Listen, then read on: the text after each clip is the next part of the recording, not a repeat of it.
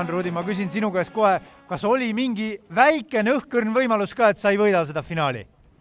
Väga väike, aga ma natukene, mul start läks halvasti lihtsalt, sellepärast oligi see võimalus, et ma ei võida seda finaali.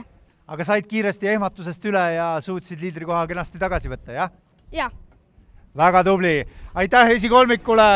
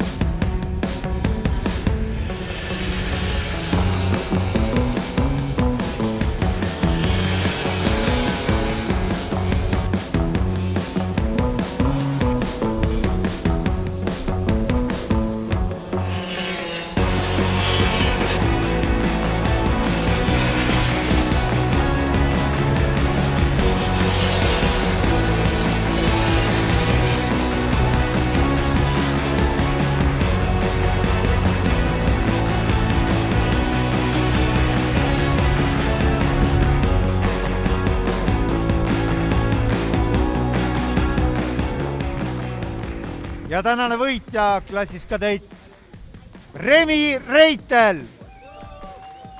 Remi, ma küsin sinu käest, räägi, kuidas sinu tänane võistluspäev läks? Väga hästi. Kuidas võistlused sõidud sujusid? Tundub, et tuli väga-väga lihtsasti kätte sul need võidud nii eelsõitudes kui nüüd finaalsõidus. Oli see päriselt ka nii või? Jaa. Oli nii. Kas sa järgmine aasta sõidad juba klassis mikro või? No ma ei tea üldse. Aga tahaksid sõita? Jaa. Väga vahva. Ma arvan, et teid kõiki näeme juba järgmisel aastal klassis mikro.